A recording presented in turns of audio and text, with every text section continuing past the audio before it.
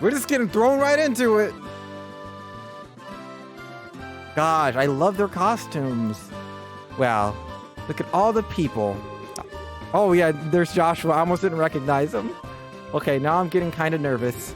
You'll be fine, Estelle. This is what all the rehearsals were for. Besides, once we start up, you'll forget they're even there. Dude, I can't believe how pretty Joshua is, though. You're the type who can only focus on one thing at a time anyway. Just one thing at a time, huh? Well, guess I'll just focus on the boy in the dress then. That'll be easy. Okay. You two can have your little spat another time. This year's campus festival is already a big success.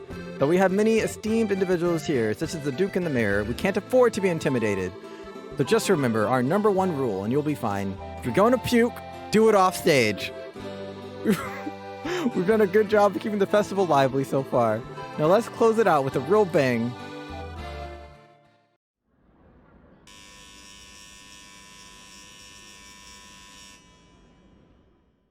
Dang girl, she taken, right? Joshua, are you taken? Without further ado, the Student Council proudly presents Madrigal of the White Magnolia. Enjoy the show. Oh my gosh, there's lighting and everything. And year 1100 of the Septian calendar, 100 years ago, and Liberal was still a land of nobles and aristocrats. But commoners too held some power, and they were prodigious traders that grew more influential with each passing year. During this period, there was much friction between the classes, and the nobles and commoners clashed often. As time went on, these clashes intensified. The intercession of the royal family and the church failed to end their squabbling.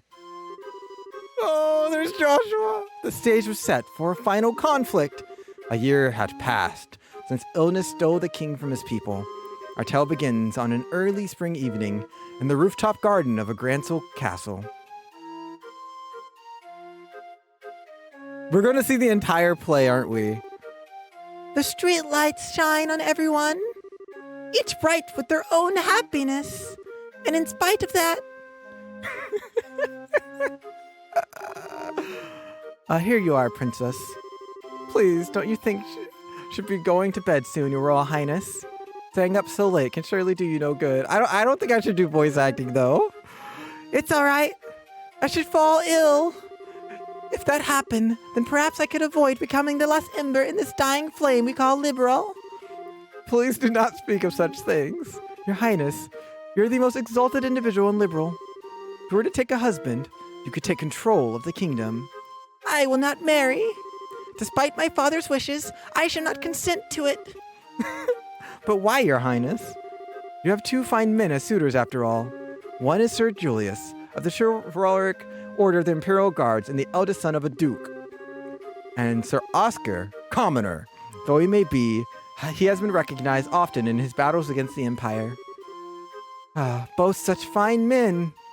In unison they say that. No one knows better than I the quality of the characters.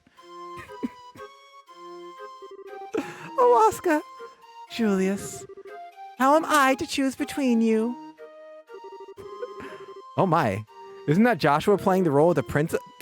Just realizing, I suppose that Joe's put a great deal of thought into this reverse casting business. Indeed, ma'am. He plays this role well, but the 2 maids leave much to be desired. Oh. Do you remember, Oscar, how we spent our boyhood days in this alley, running about and pretending that our sticks were swords?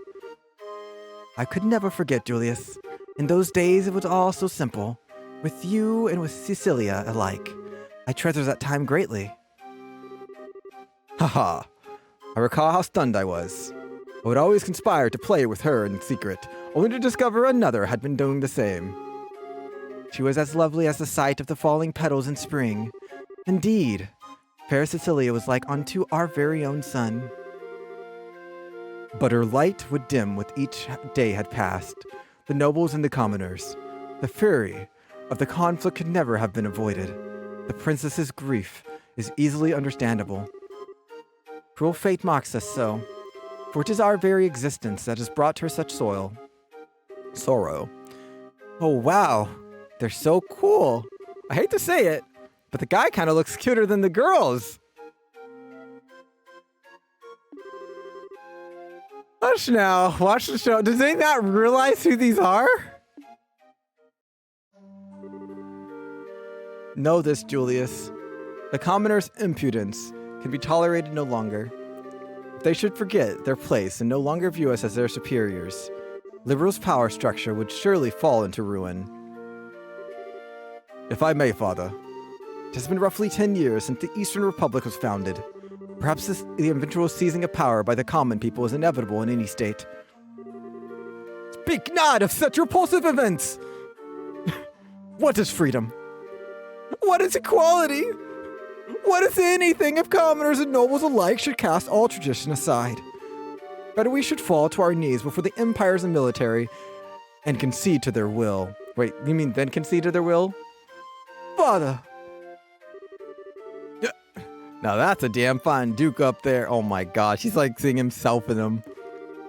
You let the commoners get all high and mighty and your whole society collapses. Your Grace, perhaps it would be best to keep our voices down. I like Philip. Oh my gosh, I love Philip. Oscar, I'm expecting great things from you. If you can get the royal family on our side, we will have a great advantage over the nobles. That advantage will allow us to seize power. But Chairman, I cannot consent to this. I could never use Cecilia for political gain. Always putting others before yourself, I see. Even though you now have the chance to become king, albeit only on paper. If you would refuse, it will lead only to a bloody uprising of subsequent revolution. The royal family, and surely the nobles as well, would disappear into the shadows of history. Chairman. Philip doesn't get paid enough for this, right? Oh my gosh. Impressive. They've really done their research. I had severe doubts about this ever since I first heard about the reverse role gimmick. The students have all put a great deal of work into this, it seems. The young Bracers have had no small hand in this either. I do not wish bloodshed on anyone, revolution or not. I cannot simply allow Julius and Cecilia to die. As for myself, I know not what I should do. Who's this? Is this a drunkard? No good. I'm gonna be sick. Are you alright? You must have had quite a bit more than you can handle. Maybe spring, but you'll surely catch your death if you sleep out here. Thank you, good Sir Knight. It has nothing to do with being a knight, but rather simple concern. I would have to be quite the young fool not to see what I must do. You've got that right. What? Oh, my arm! Just a touch of anesthetic on the blade. Now, if you'd be so kind as to sit still. Curse you, assassin. Who sent you? Just the noble who wants you out of the picture. You wanted it badly enough to pay me up front, and pretty well at that. All you need to do is die. I get it. Not bad. Not bad at all. So up next we should have... What? Almost got so wrapped up that I forgot about my work. Oh, the princess.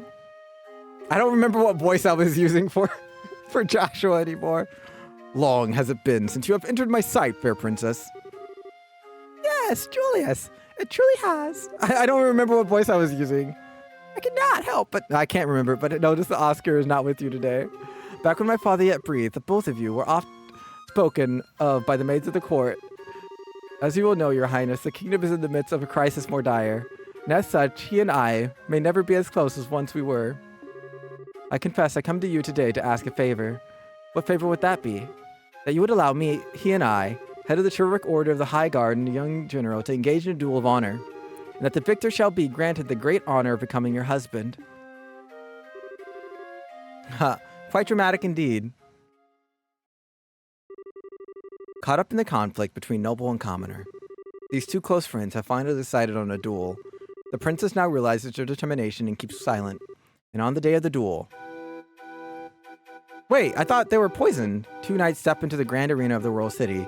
Many have come to witness it. Commoner, noble, and all social castes in between.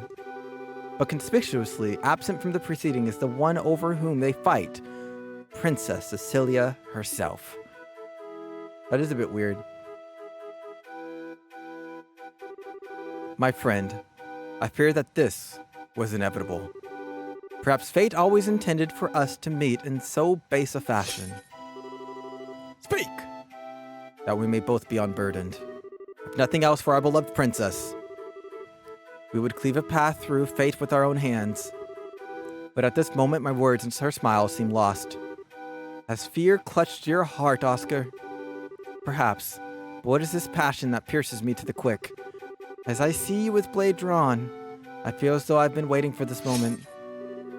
Before the storm, by the name of the revolution, should claim us both. We shall let fate decide our outcome. Yes, and may the goddess above see our spirits as they truly are. Come then, let it be done. On God! Ooh. They animated this. Ooh. Impressive, Julius. I should say the same of you, but still, you seem to hesitate. What, like, did they just get rid of the whole being poison thing? Which helps you, Oscar? Is this the extent of your skill? Perhaps the tales of your acts of valor against the Empire were grossly overstated. Ha! Oh my gosh, to jump off the wall. And the back? Oh, the back sword. Well done, Julius. Magnificent swordsmanship. Ugh. Oh, there it goes. Oscar, your arm. I've had it worse. 'Tis but a scratch. Neither of our blades connected with flesh, not even a glancing blow. Your wound was struck prior. This is a tactic most slow, Duke Radmont. Was this your intention from the start? Aha, I'll thank you to cease slandering my good name. Are you implying that I instigated this? Father, is it true, did you? It's all right, Julius. My own inexperience has brought this about. Besides, I've received far worse on the field of battle. I will put everything I have behind my next strike. I intend to kill you. Oscar. Very well, I will wager it all on my next strike as well. That looks way too good like this. Dude, I know. That's why I'm like, I wish I had this, like, these costumes that I could, like, put onto them. For the fair princess and the future of the very kingdom. He who lives when all is said and done will inherit the responsibility for all. And he who dies will watch over it all. From the realm of the spirits. Such is also the pride of a knight. Aha, I suppose it is. Ah! No. Oh no. Wait, what? Did she jump in the way? Cecilia, what? How did this work? Princess? Cecilia, why? Were you not in attendance? Oh, Oscar, Julius, I did not wish to observe a duel between the two of you. I felt I had to find a way to put a stop to this fight. Just kidding, I'll stop. Praise Adios that I arrived in time. Cecilia, Princess, hear me all in attendance. Dismiss me and set aside your differences, please. Are we not all liberal? Do we not love this land? There is so little that separates us from one another. If we would but take your foe's hand, surely we could find a peaceful resolution. Your Royal Highness, you need say no more. My vision fades. What of you two? Will you not do as I ask? Your will be done, my princess, at your side. Strange. Everything is floating. When I was young, I would sneak out of the castle down to the alley. Oscar, Julius, you both always had smiles for me. I love your smiles. So please, don't ever stop. Princess, no, this cannot be, Princess. I'll do anything. Please, no. Cecilia, you... Our poor princess. I just don't understand why she'd do such a thing.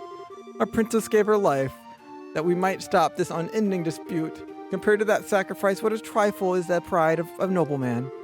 Had we not been fighting, it would never have come to this. Only now, when it is too late, do I see our folly. Is this the fate of all men with their spirits still shackled to their flesh? Adios, great goddess of the skies, we now know of your great resentment. There is much that you do not yet understand, it seems. Is that the Adios?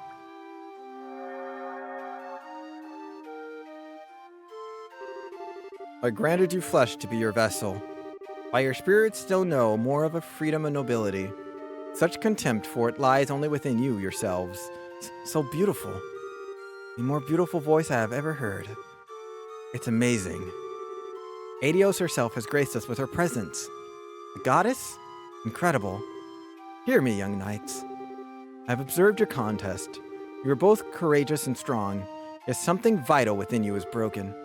It is as you say. Our own immaturity is what invited this fate upon us. Chairman, has your hate for the nobles and the monarchy blinded you to the fact that we are all but men? I am ashamed.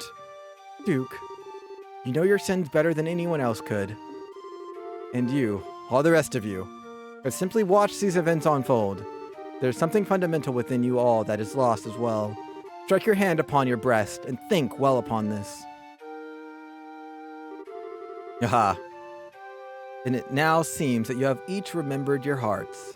As such, perhaps hope yet remains for Liberal. So as long as you never forget the lessons learned this day. Oh. She has vanished. Oh, is the princess still alive? Oh, where am I? But princess? Cecilia? Oh my! Julius, Oscar, have you both been caught up to heaven as well? It's a genuine miracle! Princess? Oh, praise Eiios! What? Why are the two of you here? And the Duke? And the chairman?